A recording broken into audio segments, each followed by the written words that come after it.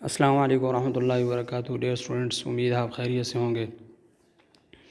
اور جو پہلے ہم ایک رکوع پڑھ چکے ہیں، اس کا جو ترجمہ، اس کے سوال جواب، جو کام آپ کو ذمہ لگایا گیا تھا، امید ہے وہ آپ نے سب یاد کر لیا ہوگا۔ تو ہم بڑھتے ہیں دوسرے رکوع کی طرف۔ تو بلا تاخیر ہم شروع کرتے ہیں آیات کا ترجمہ۔ اعوذ باللہ من الشیطان الرجیم، بسم اللہ الرحمن الرحیم۔ یا ایہا الذین آمنوا اذکروا نعمت اللہ علیکم اذ جاءتکم جنود فارسلنا علیہم ریحا وجنودا لم تروها وکان اللہ بما تعملون بصیرا۔ یا ایہا الذین آمنوا، اے ایمان والو۔ یہ جملہ بارہا 9th کلاس میں سورہ انفال میں گزر چکا ہے۔ تو اس کا ترجمہ مختلف ترجمے ہیں اس کے۔ یا ایھا الذین آمنوا، اے ایمان والو، اے وہ لوگو جو ایمان لائے۔ یا ایھا الذین آمنوا کا معنی مؤمنو، صرف اتنا بھی کر سکتے ہیں جیسے آپ کے سامنے لکھا ہوا ہے۔ تو یا ایھا الذین آمنوا، اے ایمان والو۔ مؤمنو اس کا ترجمہ لکھا ہوا، مختصر آپ یہ بھی کر سکتے ہیں۔ یا ایھا الذین آمنوا، اے ایمان والو، اذکروا، تم یاد کرو، نعمت اللہ، اللہ کی مہربانی کو، علیکم، جو تم پر تھی۔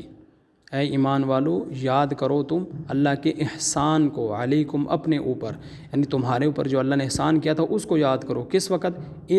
اذ کا معنی جس وقت، جاءت کا معنی آ چکی تھیں، تمہارے پاس، جنود فوجیں، جب آ چکی تھیں، جب آ گئیں تمہارے پاس فوجیں، یعنی فوجوں سے مراد یہاں لشکر ہیں، یعنی کہ قریش مکہ کا جو لشکر تھا۔ جیسے مختصر جو واقعے کے اندر ہم نے پڑھا ہے غزوہ احزاب کو، اس کے اندر یہ بات ذہن نشین کر چکے ہوں گے آپ کہ مشرکین مکہ کا لشکر تھا، اس طرح غطفان کا لشکر بھی تھا، اور اسی طرح مدینہ کے اندر سے جو بنو قریظہ کا لشکر تھا، قبیلہ تھا، وہ بھی ان کے ساتھ مل گیا تھا کفار کے ساتھ۔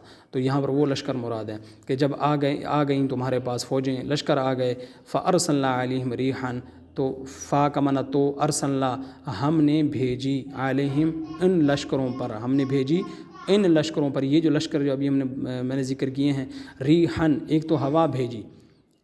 تو جیسے قصہ احزاب کے اندر، غزوہ احزاب میں آپ پڑھ چکے ہیں، ایک تو اللہ تعالیٰ نے دو طرح سے مسلمانوں کی مدد فرمائی۔ ایک تو اللہ تعالیٰ نے ہوا بھیجی، تیز ہوا، طوفانی ہوا بھیجی، جس نے آ کر جو ہے ان کے خیموں کو اڑا دیا، ان کے جانوں کی رسیاں ٹوٹ گئیں، تنابیں ٹوٹ گئیں، ان کے خیمے اکھڑ گئے، جو ہے وہ اڑ گئے، اور اس سے تیز مٹی اڑی جو ان کی آنکھوں میں چلی گئی، اور سارا نظام جو ہے وہ درہم برہم ہو گیا، ان کا سارا جو سسٹم تھا وہ سب منتشر ہو گیا۔ تو ایک تو اللہ نے ہوا کے ذریعے مدد فرمائی۔ دوسرا وجنودن، واو کا معنی اور، جنود من لشکر، اور ایسے لشکروں کے ذریعے، اور ہم نے بھیجی علیہم، ان کے اوپر، ریحان، ہوا، وجنودن، اور لشکر اور فوجیں اس کا معنی بھی کر سکتے ہیں، لم تروہا، جن کو تم نہیں دیکھ سکتے تھے، یعنی فرشتوں کو بھیجا۔ تو اللہ نے دوسرے طریقے سے جو مدد فرمائی وہ فرشتوں کا تھا کہ اللہ نے فرشتوں کو بھیجا۔ یہ بھی یاد رکھیں کہ اس غزوے کے اندر فرشتوں نے آ کر کے جنگ نہیں کی، جیسے کہ غزوہ بدر میں آ کر لڑائی کی تھی، اس طرح اس غزوے میں آ کر فرشتوں نے لڑائی نہیں کی، تلوار نہیں چلائی، بلکہ مدد یہاں پر اس طور پر کی تھی کہ مسلمانوں کے دلوں سے ڈر خوف نکالا، مسلمانوں کے دلوں کو تقویت دی، اور کفار کے دلوں کے اندر جو ہے وہ خوف و ہراس پھیلا دیا، اور وہ ڈر گئے، ان کے اندر جو مسلمانوں کے روب و ہیبت اور دبدبہ بٹھا دیا، جس کی وجہ سے وہ بھاگنے پر مجبور ہو گئے۔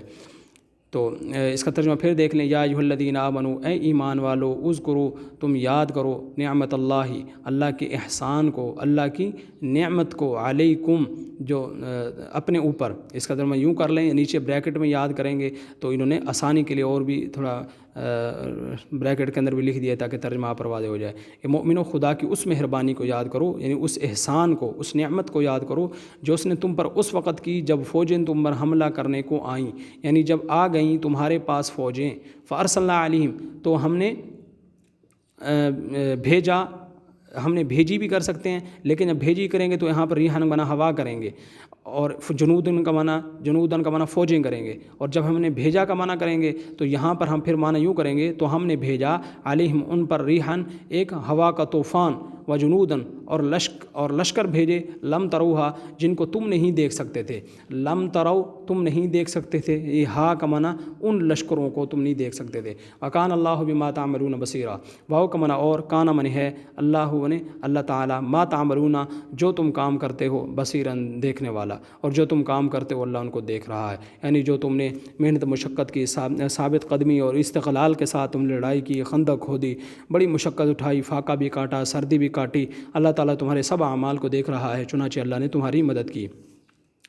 آگے اللہ تعالیٰ فرماتے ہیں اذ جاؤکم من فوقکم ومن اسفل منکم واذ زاغت الابصار وبلغت القلوب الحناجر وتظنون باللہ الظنون۔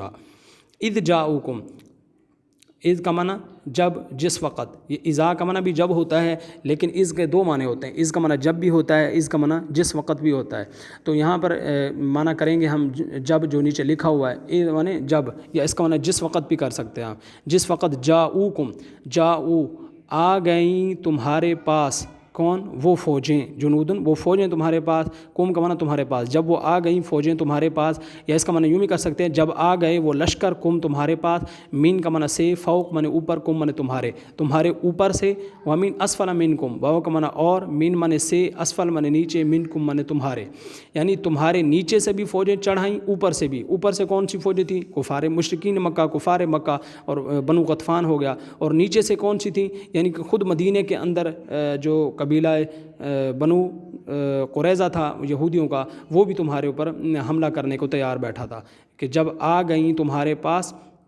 یہاں جاؤ کے اندر ضمیر ہے جو لوٹ رہی ہے اس جنود ان کی طرف، کہ جب وہ فوجیں آ گئیں تمہارے پاس، تمہارے اوپر سے اور تمہارے نیچے سے، یعنی کہ وہ لشکر جب وہ تمہارے اوپر اور نیچے کی طرف سے تم پر چڑھائے، جب وہ لشکر تمہارے اوپر اور نیچے کی طرف سے چڑھائے۔ وَإِذْ زَاغَتِ الْأَبْصَارُ، واو کا معنی اور، اذ معنی جب، زاغت معنی پھر گئیں، الابصار تمہاری آنکھیں، یعنی جب تمہاری خوف کی، جیسے بندہ ڈر جاتا ہے خوف کی وجہ سے، تو کہ ہائے اللہ یہ کیا ہو گیا، تو ایسے ہی خوف کی وجہ سے مسلمانوں کی جو آنکھیں تھیں وہ گویا جو ہے وہ پتھرا گئیں کہ یہ کیا ہو گیا۔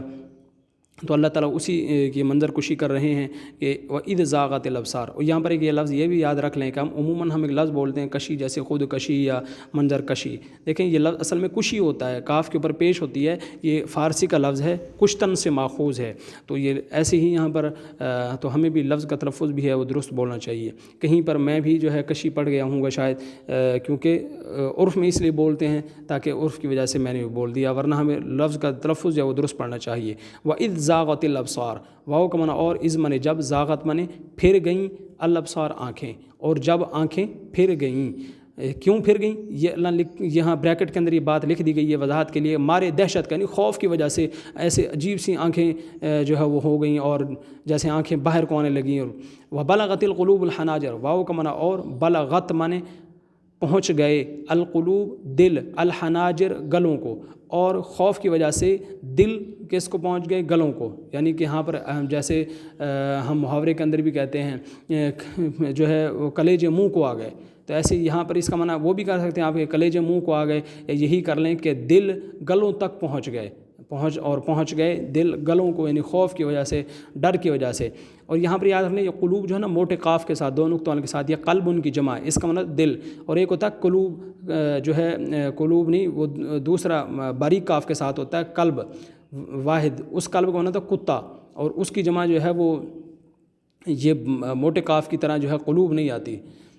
تو یہاں پر اس کا یہ فرق بھی یاد رکھیں کہ باریک جو کاف ہے اس کا معنی کتا ہوتا ہے، اور موٹے کاف جو ہے کے ساتھ قلوب ہو تو یا قلب ہو، اس کا معنی دل ہوتا ہے۔ اور گلوں، دل جو ہے وہ خوف کی وجہ سے، دہشت کی وجہ سے گلوں تک پہنچ گئے۔ وَتَظُنُّونَ بِاللَّهِ الظُّنُونَ، اور واو کا اور تظنون، تم گمان کرنے لگے، باللہ اللہ کے بارے میں، الظنون مختلف طرح کے گمان کرنا، اور تم خدا کی نسبت یعنی خدا کی طرف طرح طرح کے گمان کرنے لگے۔ اور یہ جو ہے یہ غیر اختیاری ہے، دیکھیں اللہ کی طرف سے پکڑ اس چیز پر ہوتی ہے جو بندے کے اختیار میں ہو، جو چیز غیر اختیاری ہو، جیسے بندے کے ذہن میں جو ہے خود بخود کوئی بات آ جاتی ہے، نماز میں بندے کو خیال آ جاتا ہے، خود بخود جو آتا ہے خیال، جان بوجھ کر لانا نہیں بلکہ خود بخود جو خیال گمان آتا ہے اس پر کوئی پکڑ نہیں ہے۔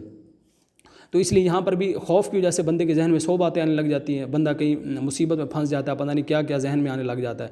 تو ایسے ہی مسلمانوں کے ذہنوں میں بھی جو بات آنے لگی، جو اللہ تعالیٰ کے بارے میں خیال ان کو آنے لگا، تو وہ چونکہ غیر اختیاری تھا اس لیے اس پر کوئی مواخذہ اور پکڑ نہیں ہے۔ تو یعنی یہ اللہ تعالیٰ دراصل بتانا یہ چاہتے ہیں کہ تمہیں اس وقت اتنا خوف لاحق تھا، ہنالکا وہاں، یعنی کہ اس میدان جنگ میں، وہاں ابتلیٰ آزمائے گئے، المؤمنون مؤمن لوگ، واو کا معنی اور، زلزلوا معنی ہلا دیے گئے، زلزال شدیدہ سخت طور پر جھنجھوڑ دیے گئے، سخت جھنوڑ دیے گئے، ہنالکا تو وہاں ابتلی المؤمنون مومن آزمائے گئے، وزلزلوا زلزالا شدیدا یہ سخت طور پر انہوں نے زلزالا شدیدہ کا معنی کیا ہوا ہے کہ سخت طور پر زلزلوا ہلا دیے گئے۔ اب یہاں پر سوال یہ ہوتا ہے کہ مسلمانوں کے ساتھ تو جیسے میں نے قصہ غزوہ احزاب کے اندر یہ بات مختصراً ذکر بھی کی ہے کہ مسلمانوں کے پر وہاں پر اللہ کی طرف سے جو آزمائش آئی تھی اس کا مقصد یہ تھا کہ کھوٹے اور کھرے الگ ہو جائیں، جو کسی کام کے نہیں ہیں وہ خام خواہ مسلمانوں کے ساتھ نہ چپکے رہیں کہ جب فتح ہوگی تو مال غنیمت سمجھنے لگ جائیں، تو اللہ تعالیٰ کو یہ گوارا نہیں تھا، اس لیے اللہ تعالیٰ چاہتے تھے کہ جو صحیح بات وہ سب کے سامنے منکشف ہو کر آ جائے۔ تو یہ آیتیں جو ہیں آیت نمبر 9، 10 اور 11 ان 3 آیتوں کا آپ نے ترجمہ اچھی طرح یاد کر لینا ہے، اور ان کے الفاظ مانیے دیکھیں صفحہ نمبر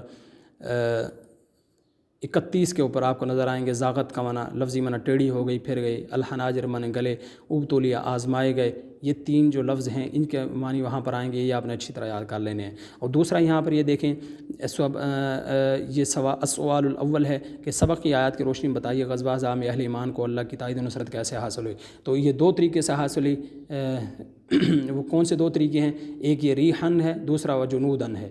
اللہ نے ایک تو ہوا بھیجی کہ جس کے جیسے ان کے خیمے اکھڑ گئے، رسیاں ٹوٹ گئیں، جانور بھاگ گئے، ان کی ہانڈیاں الٹ گئیں، اور جو ہے اتنی مٹی اڑی کہ ان کی آنکھوں میں چلی گئی اور سارا نظام درہم برہم ہو گیا۔ دوسرا فرشتے اللہ نے بھیجے، فرشتوں کی ذریعے مدد فرمائی، جو نظر تو نہیں آ رہے تھے لیکن انہوں نے مسلمانوں کے دلوں کے اندر تقویت پیدا کی، مسلمانوں کا دبدبہ روب کافروں کے دلوں میں بٹھا دیا، کافر جو ہے وہ ڈر گئے۔ تو یہ آپ نے اس سوال کا جواب بھی یاد کر لینا ہے۔ باقی یہ جو سوال ہے انشاءاللہ یہ بھی بعد میں پڑھیں گے، سوال نمبر 2 اور 3۔ تو یہ 3 الفاظ معنی آپ نے یاد کرنے ہیں، یہ پہلے سوال کا جواب یاد کرنا ہے یہاں پہ، اور ان 3 آیات کا اچھی طرح آپ نے ترجمہ یاد کر لینا ہے۔ تو اللہ سے دعا ہے اللہ تعالیٰ ہمیں قرآن کریم کا صحیح ترجمہ سمجھنے کی، سمجھانے کی اور پھر اس پر عمل کرنے کی توفیق نصیب فرمائے۔ جزاکم اللہ۔ السلام علیکم ورحمۃ اللہ وبرکاتہ۔